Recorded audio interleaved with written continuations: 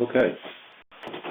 So what we wanted to talk about today was how transit, and in the context of Tampa Bay area, we're talking about bus transit, so we're not going to get into trains or things like that, although I guess we do have a streetcar. But we want to talk about how buses interact with traffic and some things to think about as far as that goes, and then also talk to a large extent about how pedestrians access and bicyclists access transit, and what are some considerations about that. So there'll be some overlap in this presentation with presentations that focus on pedestrian safety as well. From a bus traffic interaction, the one that I'm most familiar with, even so I'm a fan of transit, is being trapped behind a bus in traffic, usually as the green light is about to turn red. And I think that's probably the thing that comes to mind for most of us. And so we want to talk a little bit about that and how bus stop placement can influence the way buses and cars interact at signalized intersections. We'll talk a little bit about mid-block as well and cover bus bays. Then we're going to come back and really focus on pedestrian access to transit and what are some tools that are available to improve that situation. And we'll tell you why that's important to the overall traffic safety picture in Tampa Bay, and hopefully something to think about as you're either designing intersections or placing bus stops or permitting bus stops or working as a transit agency. I'm not sure who all we have on the line, but it should be good for all audiences. Oh, I see. I click here to do this. So, when we talk about stops at, we really have bus stops that are at unsignalized or mid-block locations, and then stops that are either at the signalized intersection or at the influence area of the signalized intersection. Either way, the bus, the traffic, and the traffic signal are all going to be interacting. And so we have a couple different options illustrated here. We have a far side stop with a bus bay there in the upper left, two near side stops that are right close by the stop part of the intersection, and then a far side stop with no bus bay. And these are the types of things you'll typically see. Sometimes you have near side stops that are not quite at the intersection as well, and those have advantages and disadvantages depending on who you are. So first we want to talk about these near side stops of the signal and what are some advantages and also disadvantages of these. In terms of advantages, and we'll cover this more later on, but these stops are closest to the crosswalk, so that patrons getting on and off bus here are more likely to cross at a signalized intersection, and that improves their chances of getting across safely. Another advantage for the bus is that the bus starts out at the head of the platoon, the head of the row of cars in traffic. And so that means that the bus can move right along and go on its way. And the bus can take passengers on or let people disembark. If it happens to arrive during the red part of the signal, then there's no wasted time for boarding the light that's there. Disadvantages, however, is that this is going to block any right-turning vehicle access. You won't be able to do right turns on red, although I've seen people sneak out around a bus and then turn right on red in front of it. That's a kind of a questionable move, though. But in general, this is going to block that outside lane for right turn on red. And if the bus stops during the green, then through vehicles are blocked, as well as right-turning vehicles.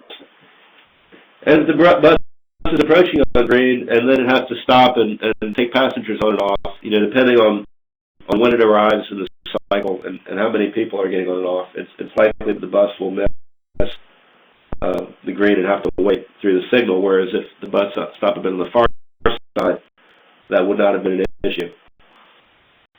But in general, the main thing we see with the near side stops is that they're going to block that outside lane right at the signal, and and then people who are nervous about making the light will tend to whip around the bus, and this has the potential to cause side swipe and rear end type crashes.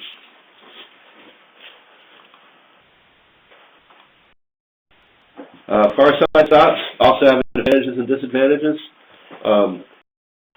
In general, a far side stop is not going to impact that southbound right turning traffic movement.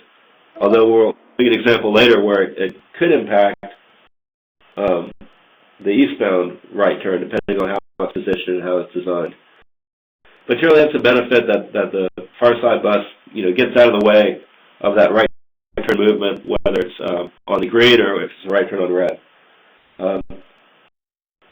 To some extent, the through queue, that southbound through movement, can go ahead and proceed through the intersection. The bus may cause some friction as the queue gets through the intersection, so it really depends on how saturated things are. If traffic is light, usually you can process both lanes through the intersection on the green, and then they can find a way to get in where they fit in and merge over and get around the bus. If the traffic is heavy, or if the bus stop is closer to the signal, then of course that outside lane is still going to be blocked, and that can back traffic up through the intersection. So this becomes a little bit of a 6 of one, half a dozen of another situation. If the bus is stopped near side, you're just going to block that volume. The cars aren't going to be able to go through. Some people may whip around the bus, and that may cause a safety issue. But in general, traffic is just going to sit there.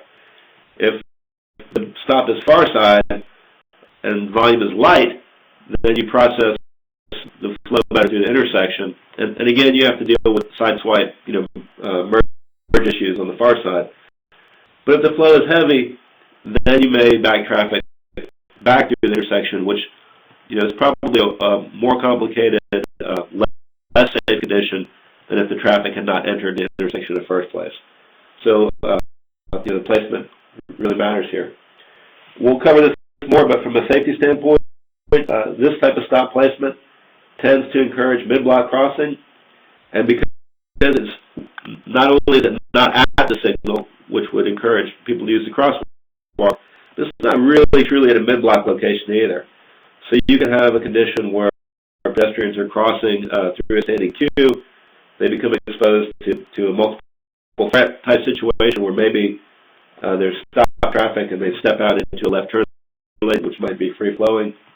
And so really from the standpoint of encouraging people to cross an influence area, this stop placement is not ideal.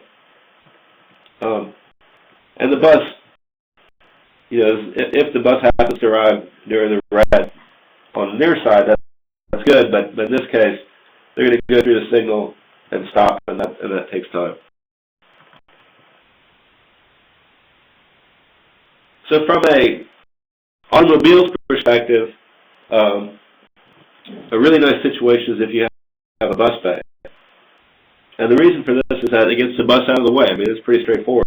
So the bus can proceed through the intersection if it arrives on green, but then it gets out of the way of the through queue.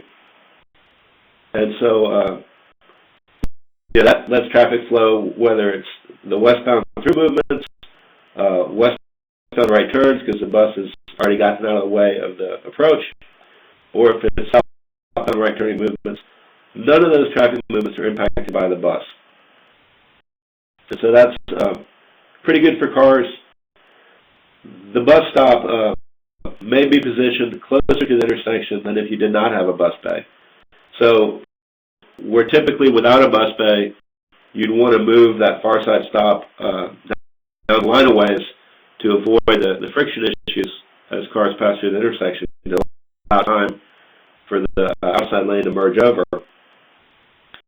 If you have a bus bay, you can nestle that bay. You could have done it even closer than this and gotten it closer to the signal, which again we think influences people to use the traffic signal rather than to cross through the queue. So that's a benefit as well in terms of pedestrians.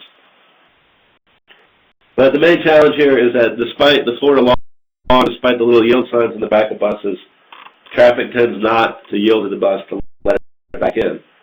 And so in a situation like this, the bus proceeds to the signal, and then there's that entire westbound platoon of cars, and the odds of them letting the bus back in are sometimes they do, but most of the people are trying to get to work, and so the bus gets trapped in that bay.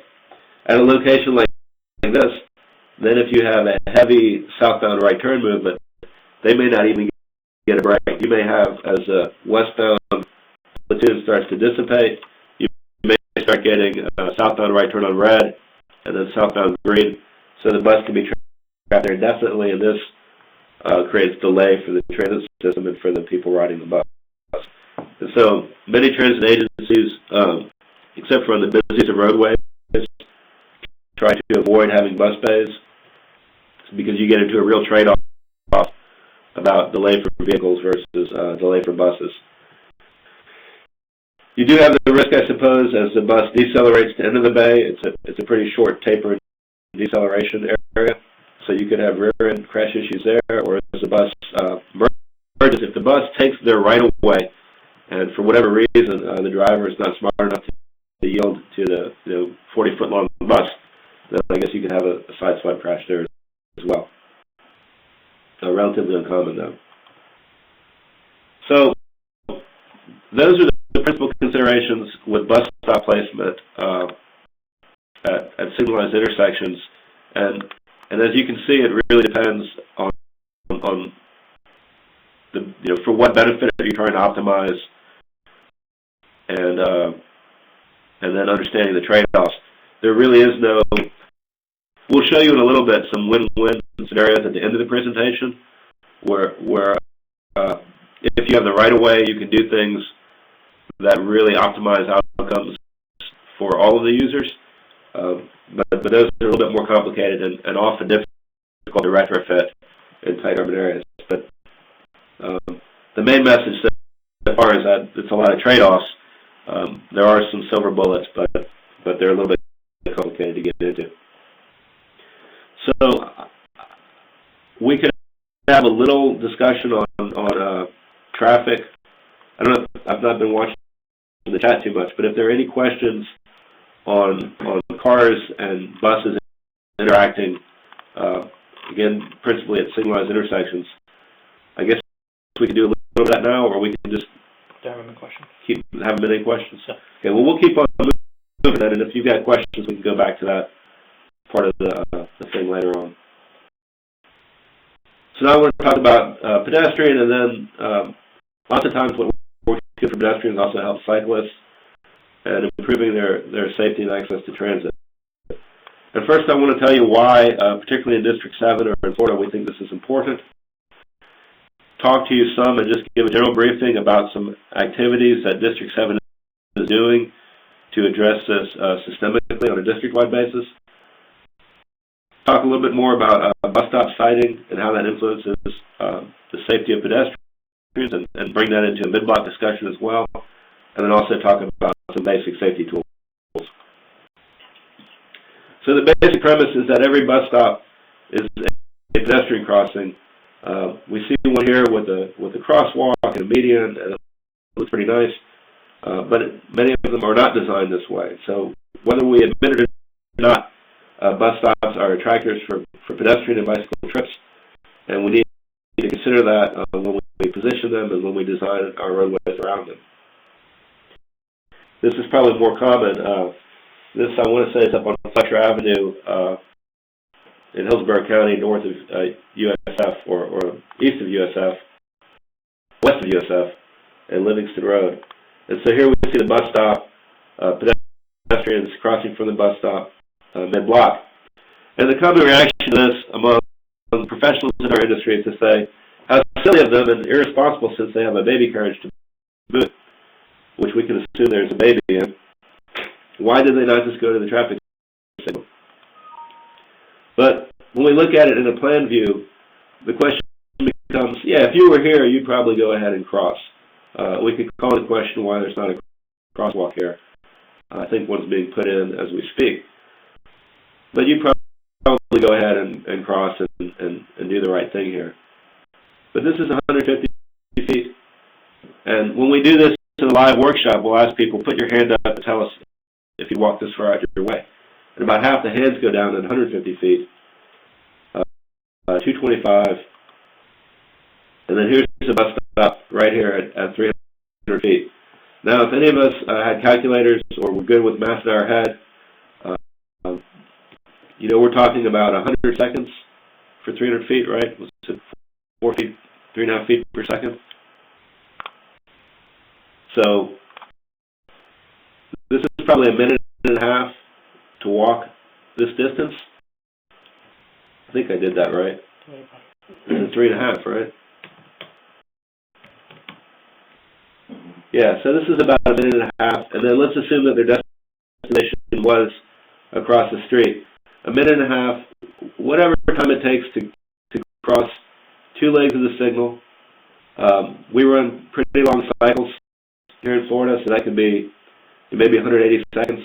So another 3 minutes to get across, and another 3 minutes in the back end. So we're talking about almost a 10-minute trip. And you start saying, well, okay, still maybe not the safest decision, but from a delay standpoint, we typically wouldn't expect an automobile to wait 10 minutes to cross the street. And so this is what induces people to behave in this way. So what we see is that most pedestrian crashes occur, and certainly the serious injury and fatality crashes, most of them occur when pedestrians attempt to cross our arterial streets. And these people were stuck out here in this meeting for a long time when I took these pictures. It was kind of hard to watch.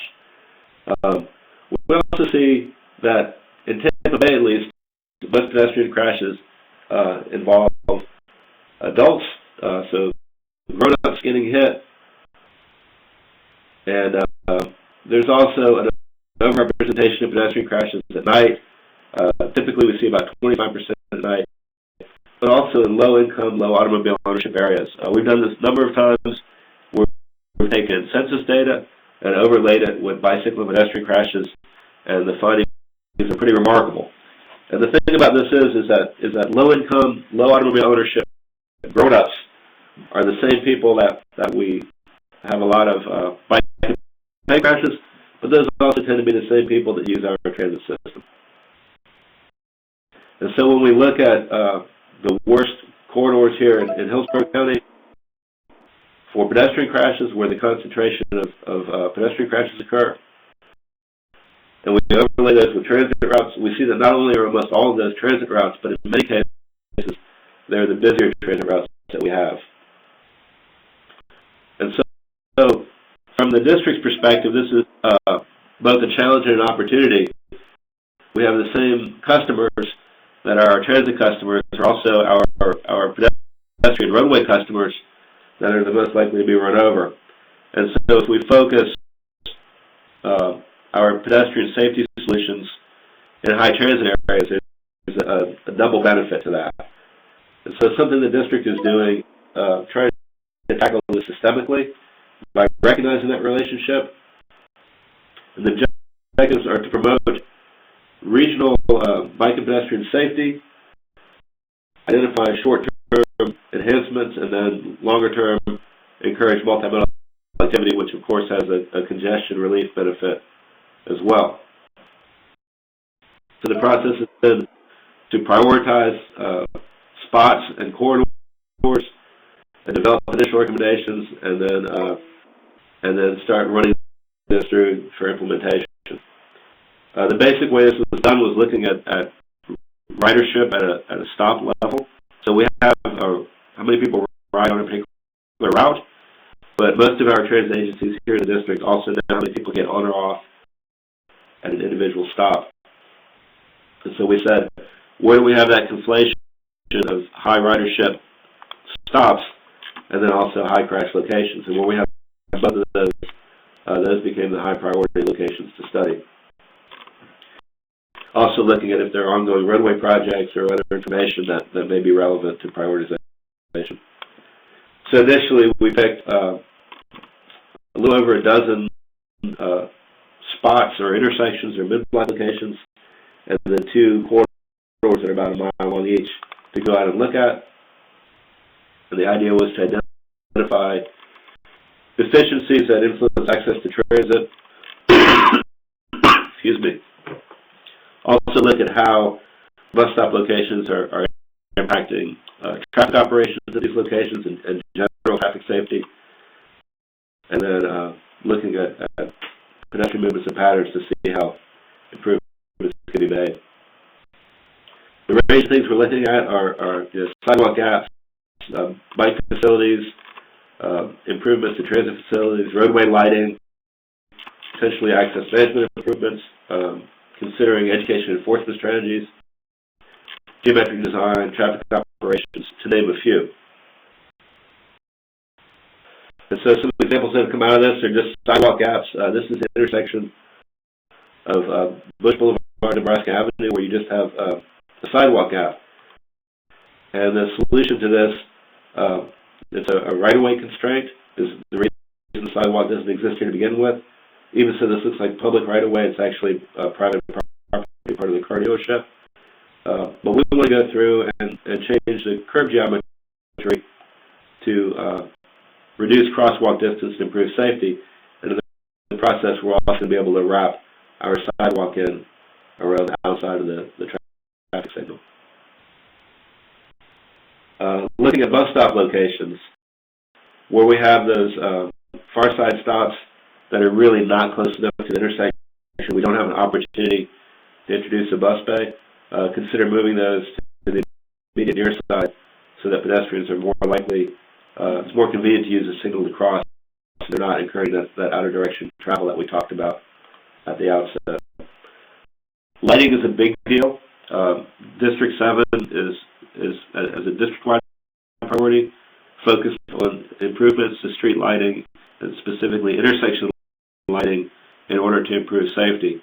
And so the district has worked with Cutter at the University of South Florida to do some system-wide lighting level data collection, and then we're using that data to overlay with nighttime crashes and bicycle pedestrian crashes to prioritize intersection lighting improvements. What we often see is lighting that's roadway lighting, and the lights are evenly spaced along the roadway, but they're not necessarily designed to focus in on the crosswalk areas. And that's something that we're trying to do a better job at, and also working with local agencies for them to coordinate directly with utility companies for the lighting in.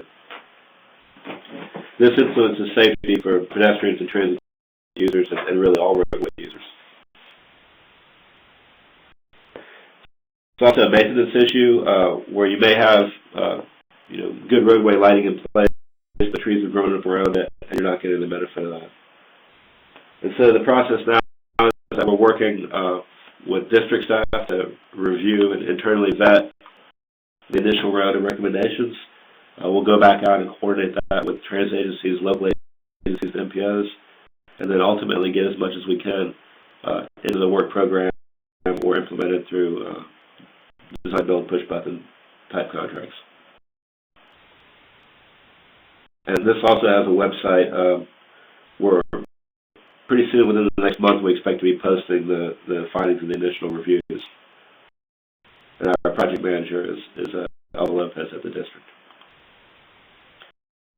So the district is taking this on at a programmatic level, and I want to talk a little bit more about some of the specific considerations for enhancing safety related to accessing transit.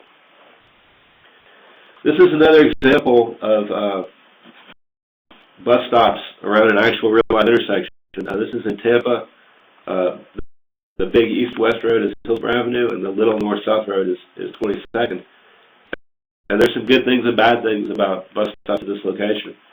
If we were in a live workshop, I'd try to make everybody here fill in what's good about this. I guess I could pick on Anthony, but I'll leave him alone today. He's looking kind of surly over here. So, some good things from a pedestrian point of view is that these near side stops on the major arterial encourage people to use the signalized intersection to to get across. And so that's probably a positive from a safety standpoint.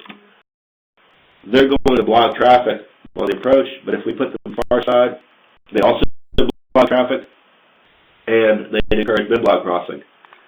So given that we're going to mess with traffic either way because we don't have any right-of-way for bays or anything like that, all else being equal, it's probably good to have the pedestrian benefit of the near side placement. We have both near side and far side options on the collector street, on the minor street. This is going to be more stopping for the bus, so a little bit of delay for the efficiency of the transit route. But the benefit of this is that if we have transit riders whose destination is north of the intersection,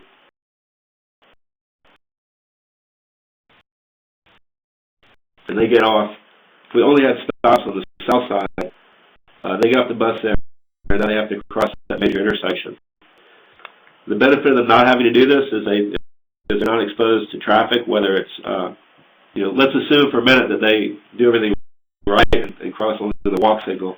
There's still the threat of right turning traffic or people making permissive left turns. And so, we avoid this threat by letting them off closer to their destination. Also, because the walk phase is not going to be automatic to cross the major roadway here, then if they don't have to cross the street, we're not encouraging that walk phase, so we're not taking that hit against the capacity on the main line. So there are a couple of benefits. Again, a little tougher for the bus, more stops, more delay, but an overall convenience and safety benefit to the patrons. At this location, it's a little bit tough to see the aerial, but there also happens to be some extra pavement here for this far side stop, which is probably a good thing because it's a little bit close. It's a little bit closer to the signal that you want to see for a far side stop. But the bus can use that pavement to get out of the way of the through traffic if it chooses to, and so that could be an advantage for traffic operations in general. And again, that's not something that's really designed in, but it's just a unique benefit of the location. Challenges. Stops are close to the signal. So one of the things that happens here is that in heavy traffic, it doesn't matter. The odds of the bus arriving and being able to roll right up to the stop bar is pretty low, when we've got heavy peak hour traffic. But off peak, if the bus stop is maybe 4 or 5 car lengths back from the signal, oftentimes the bus rolls up in the queue, maybe a couple cars turn right on red, and the bus can get to the stop where there's a level, ADA warning and a lighting area. They can't just let people off anywhere because of safety concerns. They can get up to the stop, and they can do their business taking passengers on and off while the signal is still red, and they're ready to go when the signal turns green. When the stop is right at the stop bar, like you see here, odds are, if they arrive during the red part of the signal phase, there are going to be a couple cars that are blocking their access. And that means they're going to have to wait for the light to turn green, roll up, 50, 100 feet, do their business. That's cause people to want to whip around them from the automobile perspective, and then also they may miss the green and have to wait through the whole cycle. So the challenge here is that we see the best outcomes for pedestrian safety when we get right at the stop bar, but doing so can create some delay for buses off-peak and can increase delay for drivers. So again, we really have to trade off at a location like this where we have a known high crash corridor for pedestrians. We want to optimize probably for the pedestrian safety at a location where we don't, if it's a lower volume transit stop, we don't see as many threats from a roadway cross-section point of view, then you may go back the other way and split the difference. But when you do see stops that are often, 100, 120 feet from the That's the reason why. It's from the efficiency. These collector road stops, so they have the benefit of reducing the need for people to cross the arterial, but they're also far enough away from the signal that people are likely to cross mid-block here. The problem is it's not a true mid-block location. You have standing queues from the main intersection back up through here, and anytime you have people crossing through a standing queue, you have that risk of somebody whipping into the left turn lane or rolling up the right lane and creating that unexpected multiple threat crash type. You also have driveway turning movements and other things. And so, while we prefer to see people cross the signals, when we do have mid-block crossing, we like that to be a true mid-block location away from intersection influence areas. And here we don't really have that, and so that's a challenge for safety. Fortunately, it's only a 2-lane section. And there could be ways to mitigate that. You could go and put in a refuge island, which would have some impacts on site access, but it would provide pedestrians a safer way to get across, and it would also reduce the chances of somebody whipping up the left turn lane. Hey.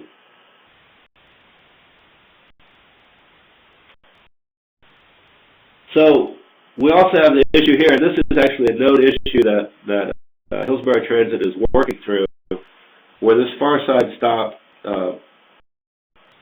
really is too close to the signal from the standpoint of the through queue. Through queue will go through here. It's a 2-lane road, so they can't merge around the bus. And then sometimes that traffic backs up into the main signal, or right turning traffic coming off of Hillsborough Avenue backs up into the queue. And then you have a situation where you've effectively got a gridlock condition where the queues from the far side bus stop are shutting down one or more approaches to the arterial intersection, which, as you can imagine, in a peak hour condition would be problematic.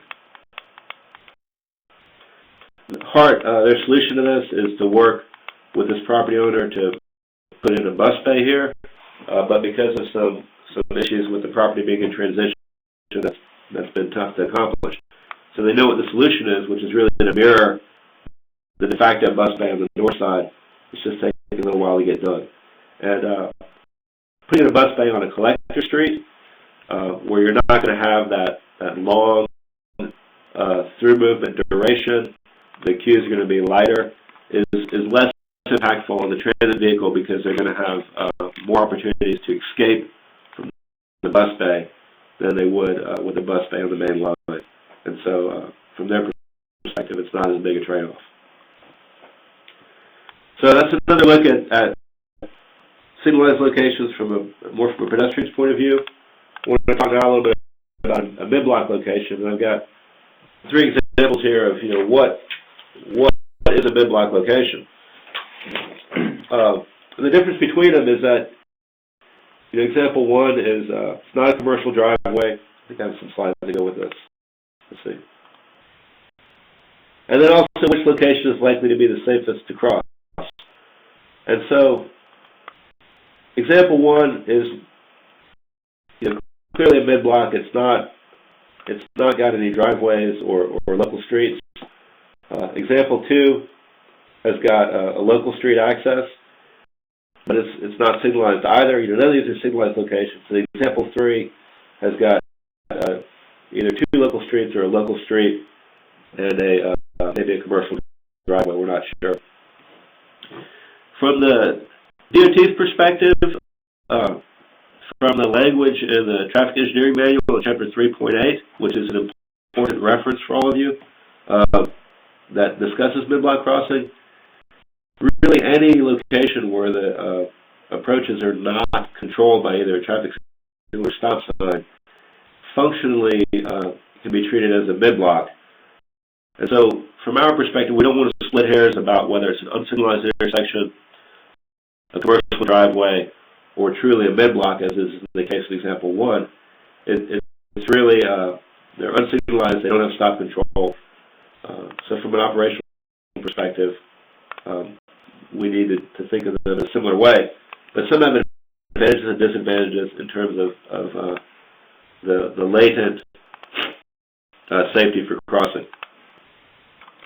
So, in example one, we think that's the safest for a couple of reasons. There's a median refuge, and that reduces the risk from turning traffic. You don't have potential people to run up a left turn lane if you're trying to stand out in the left turn lane and wait to cross. And so that's a benefit. If we wanted to make this better as a bus stop location, you can see that the bus stop is here. We can look at the relationship of the lighting, the roadway lighting, which are the little highlight yellow circles, to the bus stop and the likely travel path. So we don't really see much lighting illuminating sort of where the de facto crosswalk would be coming from this bus stop on the north side of the road. The other thing we could do is to look at trimming down landscaping. If we can assume people are going to be using this median as a pedestrian refuge, even so there's no marked crosswalk here, having the site obstructions as the median is going to mean that traffic is going to be less likely to see them as they emerge from the island and attempt to cross. So either eliminating the landscaping or making sure that it's low ground cover that's not going to block view would be important. And then if we wanted to, depending on what access considerations we have over here on number 3, we could prohibit the direct left. So just to show you before, you have the potential for somebody making a left turn from this side street, and they may not be able to observe a pedestrian crossing, and so you have a risk there. If you eliminate that threat, then that makes this a better unmarked mid-block crossing location. So these are things, if this was a very high-volume bus stop, if we went out there and we observed a significant number of pedestrian crossings, although maybe not enough to warrant a mid-block crosswalk, these are the types of mitigating things we would consider to improve the safety of that stop. The lighting, site obstructions, and then maybe looking at the type of turning movements we allowed. Again, to simplify and reduce the number of conflicts for that assumed mid-block crossing. Some areas to avoid for either marked or de facto mid-block crossing locations would be areas where you have median openings or turn lanes, where you're going to have more conflicts, more risks for that pedestrian crossing, and things that can kind of come out of left field, out of the blue. And then also any location where you're likely to have standing queues of traffic, especially when those queues are differential. And what I mean by that is where you either have a free-flowing right turn lane, where a pedestrian can emerge from the standing through queue into a free flow lane, or you could have a long left turn lane where, again, imagine somebody whips into the left turn queue, they see that the green arrow is on, and they're absolutely gunning it to make that arrow, and then all of a sudden a pedestrian emerges through the standing queue. That's sort of a worst case scenario that we'd like to avoid with our stop placement.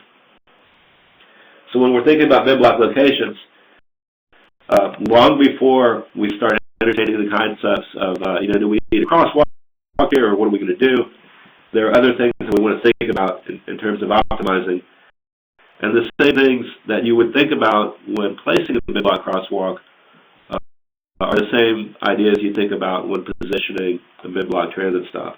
So in other words, assume that people will be crossing here and position your stop to give them the best shot at doing so safely.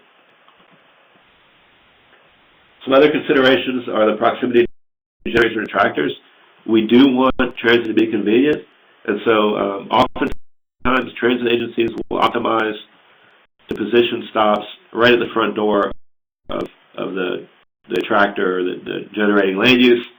We want to consider that also, but sometimes we need to split the difference with a location that's safer for pedestrian crossing. we want to think about the ease of transfers. We know sometimes transit activity, that stop level ridership, is because of a land use, but sometimes it's just people trying to get to another bus to make their connection. And so we need to understand that, and we need to understand the directionality of the crossings, and that's going to influence how we design for safety in that area, not just for pedestrians, but where we position the bus stops and their relationship to traffic. Of course, thinking about driveway conflicts, a lot of times position of stops is influenced by where we can get right-of-way easements. Often you will see a bus stop that's an existing stop. It doesn't meet ADA. It doesn't have the 8 feet of depth for the land. It may be in a horrible location from an operational or a safety point of view. And the reason for that is that once you touch that, you need to make it ADA compatible or ADA compliant. And if you don't have the right way, if you've got 6 feet of sidewalk on back of curb and private property right at the back of sidewalk, you can't get your 8 feet that you need without getting right of way position and easement. And oftentimes that's either cost or just time prohibitive. And then also consideration of drainage inlets. You don't obviously want people being let off a bus over a drainage inlet where if they slip, they're going to fall in and break their ankle. And so these are all little things that oftentimes you'll look at a bus stop, you'll say, wow, that's in a dumb spot, why'd they do that? And then you start thinking about buses blocking driveways or position of drainage or the need for right-of-way, and there's usually an explanation, and those are the things we need to try to work around. So shifting gears a little bit, you've got the basic ideas about where to put bus stops, and getting that right is really important. But even when you do that, sometimes there's still enhancements that can be made to improve safety accessibility. So I want to go over those briefly and just give you a sense of the toolkit. Again, these work to a large extent for transit users, but also have a benefit to the overall walking public. But if we prioritize these things around transit, then we get the double benefit. In terms of intersection geometry, the main message here is the tighter the radii, the better. Wide radii allow for higher speed turns. They reduce drivers' ability to react and respond to pedestrians in the crosswalk. So even if the driver wants to yield, they may not notice pedestrian time. And if they do notice and then slam on their brakes, if everybody behind them is moving at 15 or 20 miles an hour in the outside lane, then there's a risk of rare crashes. Oftentimes when I'm driving around Tampa, if I see a pedestrian trying to cross, I know what I'm supposed to do on business, but I'll look in my rearview mirror, and if somebody's right on my bumper, hauling butt, usually it's the pedestrian will wait. There's no point causing a crash. But that's the challenge we face here. The other thing, when you have wide radii, really big intersections, that increases the distance pedestrians have to cross. That increases their exposure, but it also impacts how you can time your traffic signal, particularly when you have that actuated pedestrian phase on the minor movements. And so where you can reduce that radii, you can get better crosswalk placement, better lines of sight, and in some cases, better timing. So you look at this intersection, somebody designed it, and they designed these three corners with really tight radii, and actually one of these was retrofit. An older aerial has a much broader curve on the bottom right corner. So somebody designed this intersection with pedestrians in mind. Why did they leave out this one top right? The reason for that is most likely truck turning movements. In these other locations, either there are lower, the uses above here, I guess your benefit is a pretty big shopping center. So you're going to have freight servicing the shopping center. And in this case, they need to be able to accommodate this on the minor movement to the major movement. Like for the southbound right turn, a turning truck has the option to turn into that inside lane. And so even so, the radii is very tight. The effective radii for the truck is pretty significant. But here, because it's a two-lane, it's only one receiving lane, they don't have that option. And so you see the large radius. And we need to recognize that. We can't always get what we want. One compromise here is to consider a right turn island. These need to be designed properly. Many of them in the past were designed in such a way to encourage a free flow movement, and that was bad for pedestrians, and it's also bad for traffic because you have rear end and side swipe crashes when a free flow condition is implied. So what we would advocate is designing these as shown, where they're really about twice as long as they are wide, and that creates better geometry, better visibility of the crosswalk area. Does not imply that free flow condition, and for all the reasons shown here, still probably not as good as a very tight radius from a pedestrian point of view. But if you do need to accommodate heavier vehicles, then we'd rather see the use of an island than just a monster radius put out there.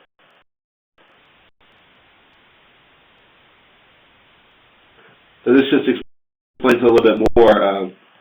As you know, in Florida, we have an older and increasingly older driver population, and the motility and the neck, the ability to turn your head and look over your shoulder is an issue. So another benefit of this design is that you don't have as much of an angle to contend with. Just safer all the way around for drivers and for pedestrians or cyclists that would be in the area. Next thing that's really obvious is marking these. These tend to be less expensive fixes because you're not getting into reconstruction of geometry, moving drainage inlets, relocating signal poles. This would fall into the category of duct tape, quick fix, but still a benefit there. And the basic idea here is just the target value for the driver. The sort of default crosswalk, the two lateral lines, don't have the same target value for an approaching driver as longitudinal markings. This is really important for mid-block crosswalks, but we've done a lot of work here in District 7 to also implement the ladder crosswalks in resurfacing projects and then through retrofits at signalized intersections, because it reinforces that space belongs to the pedestrian, and it's not. I think when I first started driving, I thought that the three lines were ready, set, go, not the crosswalk and the stop bar. And so, we think that this tends to encourage drivers not to encroach on the crosswalk and have a greater expectation that pedestrians may be in that area, whether at a signal or at a mid-block. So this is really the highest visibility design. People like textured crosswalks, particularly in downtown, kind of redevelopment areas, and it looks good to a pedestrian. But from a driver's point of view, it doesn't have that same contrast, that same target value, and there's a textured effect there that I guess has some tactile feedback. But really, by then it's too late. You really need to see the crosswalk before you run over it. And so, if we want to do textured crosswalks, the approach we prefer is to see those still accented with the retroreflective thermoplastic, and then you can even do this with both the lateral lines, and you can include longitudinal lines as well. So that's just an important point, whether you are a landscape designer or more of an urban planner, or you're dealing with folks that want to gussy up their downtowns. You need to insist that they go and reinforce these with something that will be visible to drivers. This is another thing we've done in the district, the R1015 turning vehicle yield pedestrian signs. This can be done as a right turn application, which is the most common, but they can also be a left turn application. Right outside our office on Ashley Drive in downtown Tampa, you can see these put in to remind drivers turning left on a permissive phase of their obligation to yield to pedestrians. So this is something, again, we prioritize this based on where we had higher pedestrian crashes, but you'll see this emerging in the district more and more.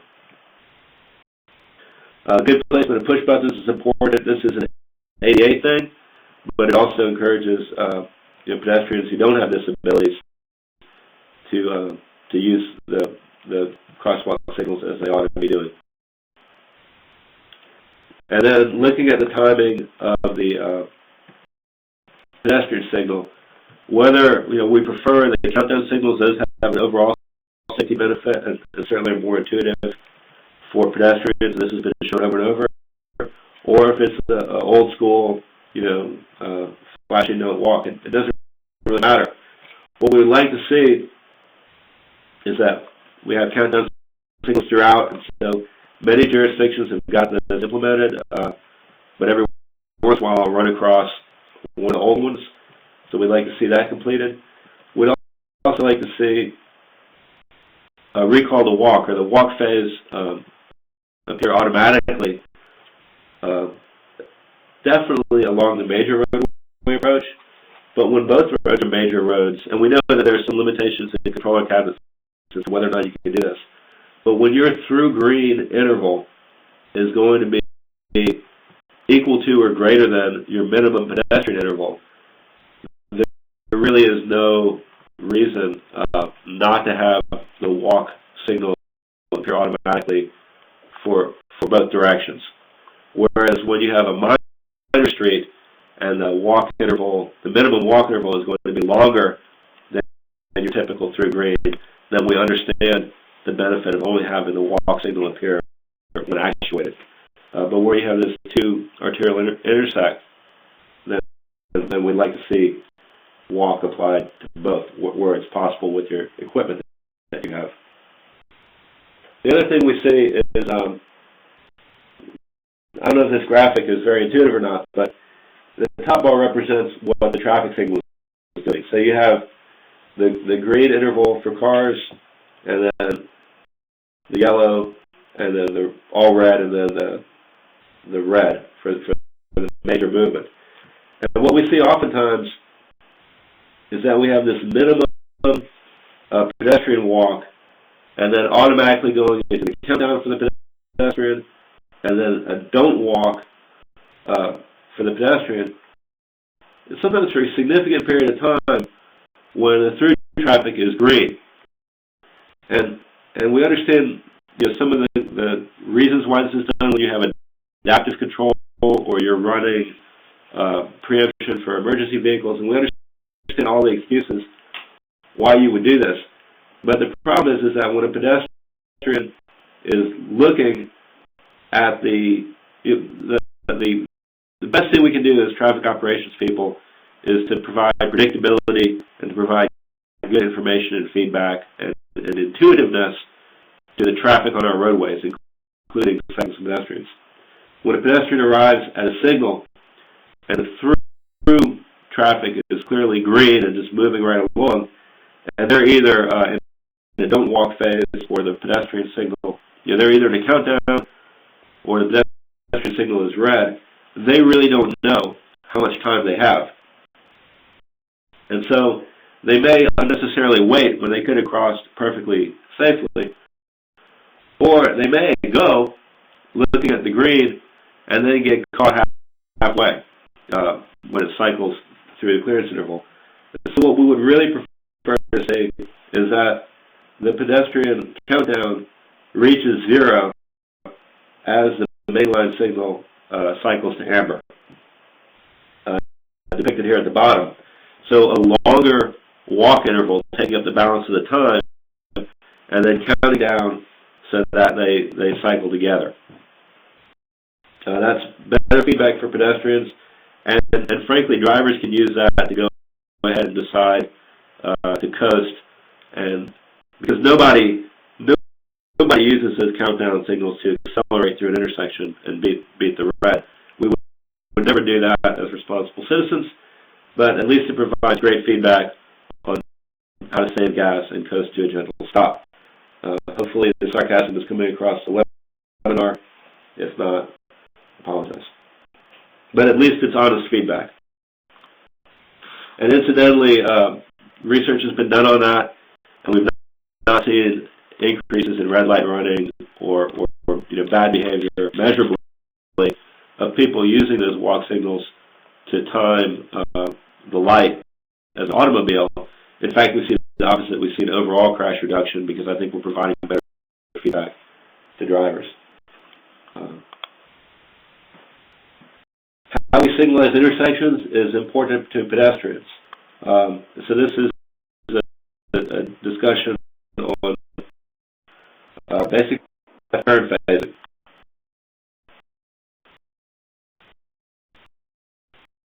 So what we see is that we have a protected permissive movement. The pedestrian is going on a through green, which is a permissive movement for the drivers. And I'll just run this again. See the arrow, pedestrian waits, traffic goes. These guys are waiting for a gap.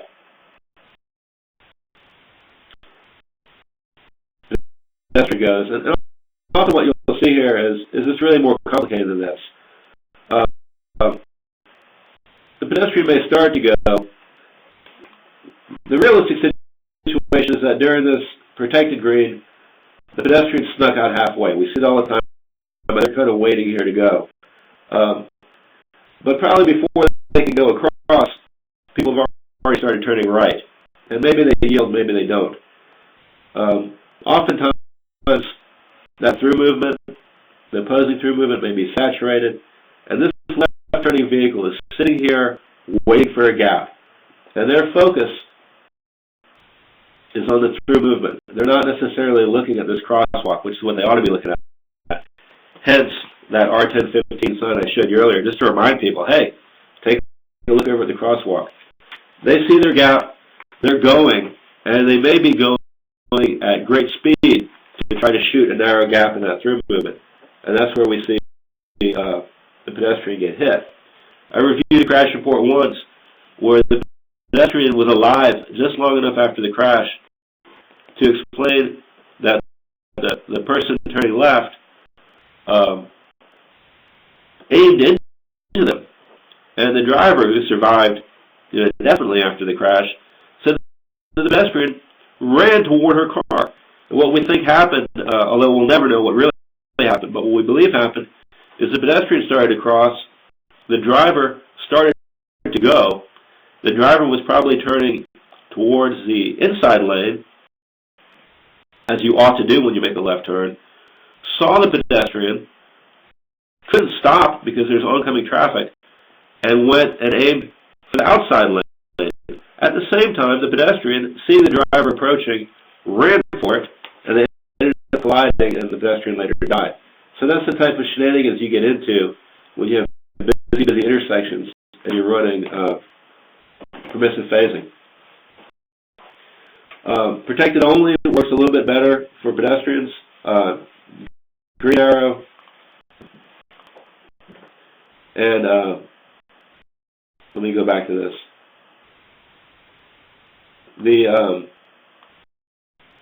You get a green arrow, the cars go, left turning traffic has to stop, and the pedestrians go. But that has delay implications, particularly off-peak. You may want protected only phasing during the peak hour, the most congested period of time, really for the safety of motorists, where you don't want them taking that gap. But off-peak or late night, having that protected only phase is a real drag when you're trying to run over the gas station and get a quart of milk. So a compromise is the four-section left turn head with the flashing yellow operation. Mostly the way we see these implemented here in Florida and really throughout the country is it's just a flashing yellow to remind drivers that they don't have the right of way on the left turn. But they can operated, again, depending on the sophistication of your controller cabinet, in an actuated mode where they can be protected only either by time of day. I think we've got some agencies around here that will operate them protected only in school zone, during school zone times of day, or they can be protected only during peak hour where you really don't want drivers judging for themselves. The other thing, though, is that they can be protected only as a response to the pedestrian push button. Again, if you have the right kind of controller. So there, you're going to go through the cycle,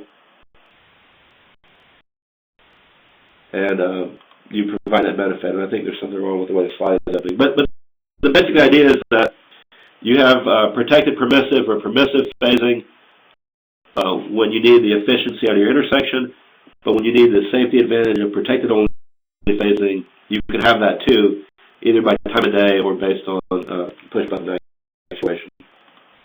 And again, we've not seen that done in Florida, but it's part of the capacity of that four-section signal head.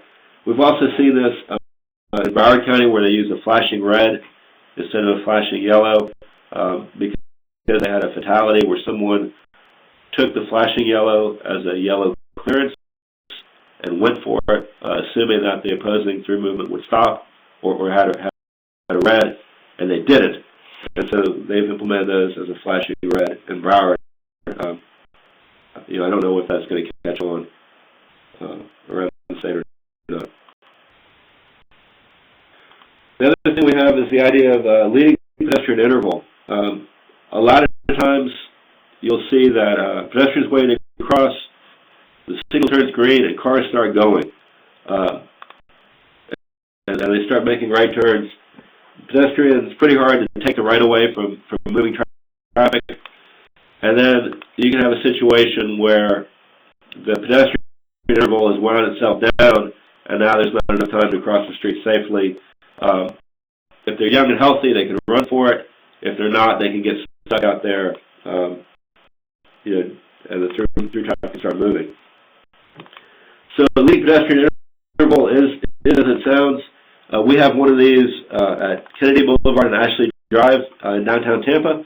There may be others around town, I'm not sure. But basically, you're giving the pedestrian a little bit of a head start. That sounds like a dirty trick to let the pedestrian out there and make a target, but it tends to work pretty good. The pedestrian can get out there, establish the right of way, and really get out of the way before the cars start. Obviously, it's taking a few seconds out of the through green, so there's a capacity trade-off. But where you have really heavy right turn movements and heavy pedestrian movements, this is one way to resolve the conflict. Lighting is huge. Federal Highway has an informational report on the design of lighting for mid-block crosswalks and really looking at lighting placement and advance the crosswalk so that the light bounces off the pedestrian and back towards the driver as being an optimum design. And that same concept ought to be applied to signalized intersections as well, where we'll be looking ideally for lighting infrastructure just in advance of the crosswalks. And sometimes, you double up with near side and far side as well, depending on the size of the intersection. And so, here's an example where we've got good placement here at this corner, but we'd like to see more added to get lighting all the way around. Best thing you can do for mid-block crossing is provide median refuge.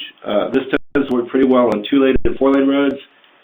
Really, on our 6-lane arterials, we mostly have either grass or concrete medians on 6-lane roads throughout Tampa Bay anyway, but we still see a heck of a lot of mid-block pedestrian crashes simply because of the number of conflicts.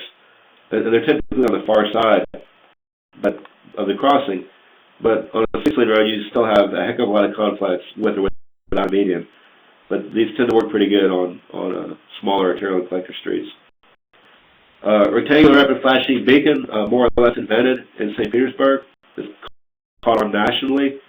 We see this as a really strong strategy to enhance mid-block crosswalks. This has been applied at one 6-lane location at Bush Boulevard and 12th Street as sort of an interim measure where we had a fatality. That's a little bit of a challenging road for this type of a treatment. You'd really prefer to see a full signal there, which I think the district is moving towards that on 6-lane roads, but really at a state level. But on a 4-lane road, we see these be effective on roadways that are posted at 45, although 35 is preferred, and traffic up to 35 or 40,000 ADT, and where they're designed correctly with a good median refuge, good lighting, good advance notice, good sight distance, all of the basic design principles you want for a mid-block crosswalk in the first place, they tend to have a pretty high response rate, pretty high yield rate for drivers, and appear to be working well. Advanced stop bar, advanced yield bar is critical to avoid these multiple threat type crashes where car B wonders, what the heck is car A doing, stopped in the middle of the road and proceeds on through to run over the pedestrian. So having that separation at least gives everybody time to react. This is not, you don't mark these all the way back at stopping sight distance. The expectation isn't necessarily that if this car is barreling through at 40 miles an hour, they'll be able to react and stop before the crosswalk. More so, it lets the pedestrian see, oh heck, this guy's not going to stop. Let me go ahead and wait. The Hawk is another treatment for mid-block crossing. It was really designed at a time as a gimmick workaround to meeting a pedestrian signal warrant. So they said, well, it's not a signal, it's a beacon, so we don't need to meet the full warrant for a pedestrian signal. It was invented in Tucson, Arizona, and has been applied in different places throughout the country. Predates the rectangular rapid flash beacon, which in data collected by St. Pete gets comparable results. And there's a concern in the state of Florida at both the district and the state level DOT that this is going to be confusing to drivers. It has a rest condition where it's dark, and so that's a concern that when people approach a dark signal, you're supposed to have a 4-way stop. We don't want to see that in a major arterial, particularly if half the people do it and half don't. So there's just a learning curve concern here where we're leaning more towards, if the crosswalk is necessary and warranted, putting in a regular pedestrian signal than using this treatment in the state. But it is part of the toolkit, and but that's where the state is right now. One option, when you do need to do a full pedestrian signal, is to stagger it so that there are 2 separate phases for the pedestrian cross. So here we would stop, in this case I guess this would be the eastbound movement, let the pedestrian cross to the mid-block, have them walk along. And the reason you have this lateral spacing is so that they're not looking straight across they're looking at the walk signal that applies to them, and then you create this lateral spacing so that they're not confused by looking at the wrong signal head. But the idea here is that you get them across one half of the road, and they go across. They may wait a little bit of time, and then they cross the other half of the road. And the benefit to this is that you create a compromise between having a fast response for the pedestrian, where they don't wait forever, a walk signal, and then maybe cross against the signal, but you also have less of an impact on the movement of your platoons because you can time it better for each of the 2 directions. So this is not something we've seen here locally, but it is something in the toolkit nationally to split the difference between having a full pedestrian signal and a little bit better outcomes for traffic. And then just generally looking at landscaping and other innovative treatments to try to get people to cross where you want them to rather than where they don't. We've got 1 or 2 examples here locally where we put barriers in the median. This is something that's being looked at more at a statewide level to discourage people to cross, particularly in those busy intersection influential areas. But where you have decent access management anyway and a little bit of right-of-way, you can also create barriers on the side of the road to channelize people where you want them to go. So shifting gears a little bit from the standard toolkit, I want to talk about two tools for both bus operations, but also pedestrian safety, and that are in the toolkit and are being looked at tentatively for implementation in Florida. One of them is a right turn queue jump lane, and I also want to talk about a concept which is a bus island concept. Both of these are being looked at pretty seriously down in Broward County, and as they practice with these things, that's something that, depending on the outcomes, could be added to the overall toolkit statewide. So the idea here is that when you have a big, busy intersection with a right turn lane, the bus stops usually end up being quite some distance from the intersection. And so, this means that the bus has to merge back into through traffic, which is almost like being trapped in a bus bay. And it also tends to have bus stops that are at the worst possible location. They're not at a true mid-block, but they're also not at the stop bar. And so you have pedestrians crossing through queues and in the left turn lanes and all sorts of things.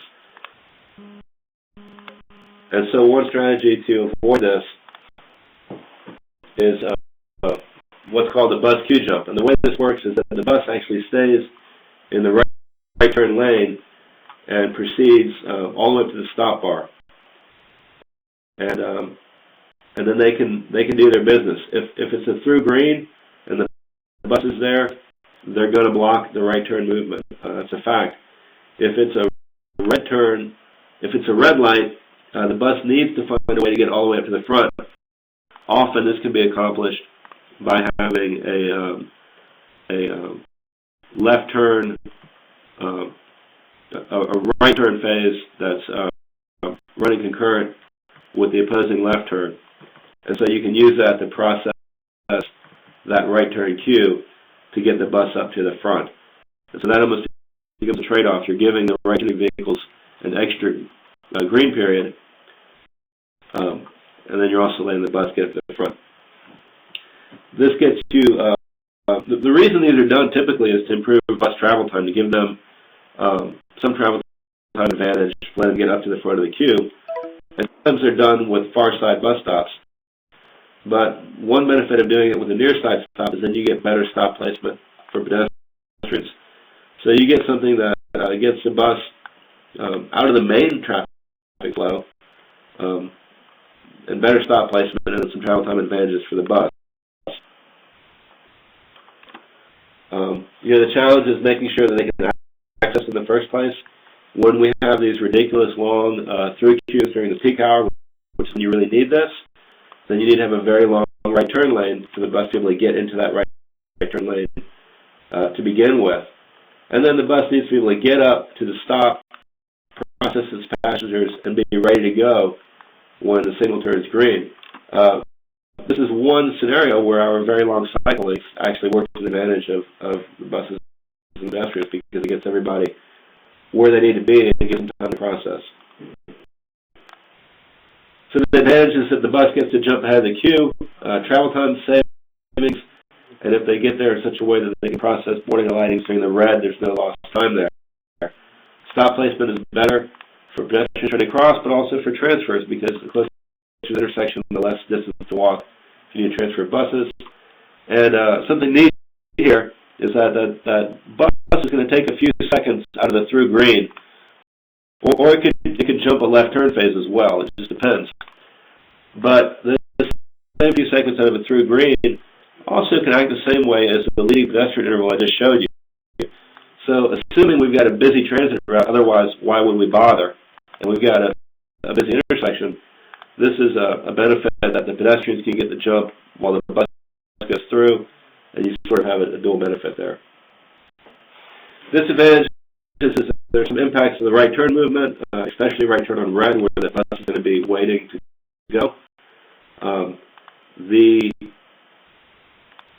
queue jump phase, which is 3, 4, 5, 7 seconds, takes a little time away from the green or from the overall intersection timing.